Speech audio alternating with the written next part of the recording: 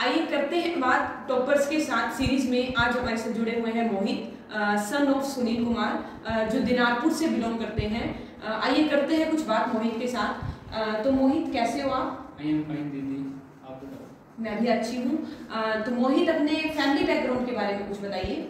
मेरा नाम मोहित है, मेरे फादर का नाम सुनील कुमार है और मेरी मदर का नाम उषा रानी है। मैं एक जॉइंट फैमिली से बिलोंग करता हूँ, जिसमें मेरे ताऊ जी, ताई जी, चाचा जी, चाची जी और मेरे दादा दादी जी इकट्ठे रहते हैं सब। अच्छा, आप सभी इकट्ठे रहते हो, जॉइंट फैमिली में रहते हो। तो मुझे आप ये बताइए मोहित कि आपके पास प्लस 2 में सब्जेक्ट कौन कौन से थे? मेरे पास अकाउंट, बिजनेस, इकोनॉमिक्स और हिंदी इंग्लिश एक एडिशनल सब्जेक्ट था जो डिटेल था मेरे पास। ठीक है, डिटेल था आपके पास। जब आपका रिजल्ट आया मोहित, तो उस टाइम पर आप कैसा फील कर रहे थे? आपकी कंडीशन कैसी थी? जब मेरा रिजल्ट आया तब मैं दोस्त के साथ बाहर था, तो उसने मेरे को बताया कि रिजल्ट अभी 3 बजे तक आएगा, तो मैं वेट कर रहा था अभी। तो मेरे पास मेरे भाई का फ़ोन आया कि रिजल्ट आ गया है, तो उसने मेरे को चेक करके बताया। मैं थोड़ा नर्वस था, तो उसने मेरे को चेक करके बताया। तो मेरे पेरेंट्स ने मेरे को कॉल किया, पूछा कितने नंबर आए हैं, तो मैंने बताया कि मेरे ये नंबर आए हैं। तो मैंने रिजल्ट सेंड किया, तो बहुत खुशी हुई। ठीक है। तो मोहित, मुझे ये बताइए कि जो आपका अकाउंट्स है, बिजनेस स्टडी है, इकोनॉमिक्स है, आप उन्हें कैसे मैनेज करते थे? मैं सबसे पहले तो घर जाकर अकाउंट्स को टाइम देता था। अकाउंट्स के प्रैक्टिकल जो थे उनको सॉल्व करता था, जो चैप्टर चल रहा था उसके करके देखता था प्रैक्टिकल्स। अगर जो नहीं होते थे वो मैं दीदी से पूछता था आकर।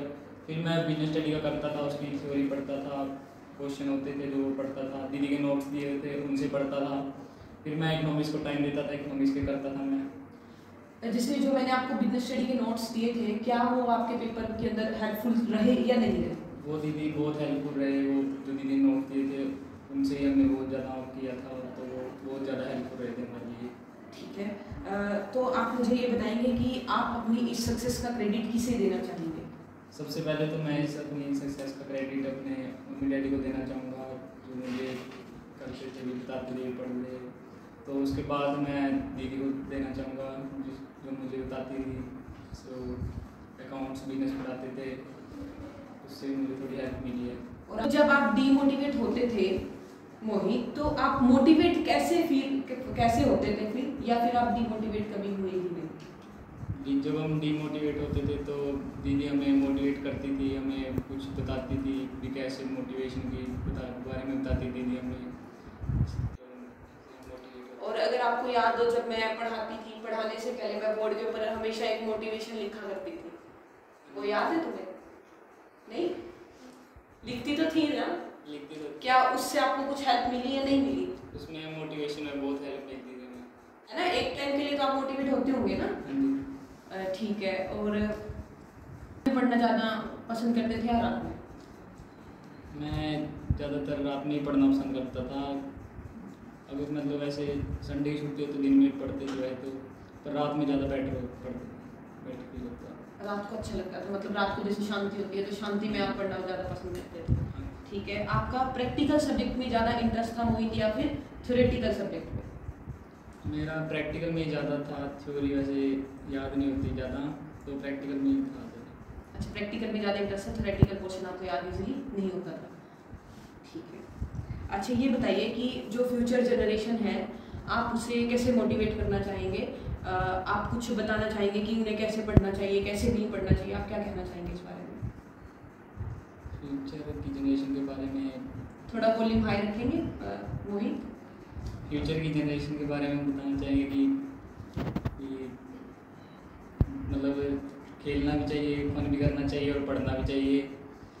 मतलब पढ़ाई में ज़्यादा पढ़ाई नहीं करनी चाहिए, खेलना कूदना भी चाहिए। और जैसे कि जैसे लड़कियां सारा दिन पढ़ाई में घुसी रहती हैं, क्या आप भी सारा दिन मतलब बुक्स लेके बैठे रहते थे पढ़ने के लिए, या आप सब चीज़ों को टाइम देते थे? जैसे खेलना कूदना हो गया, सब चीज़ों को टाइम देते सब चीज़ों को टाइम देते थे।